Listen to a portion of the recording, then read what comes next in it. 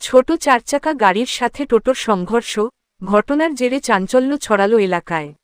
ঘটনাটি ঘটেছে বুধবার সকালে কালিয়াগঞ্জের সুকান্ত মোড় সংলগ্ন এলাকায় রায়গঞ্জ বালুরঘাট রাজ্য সড়কের উপরে।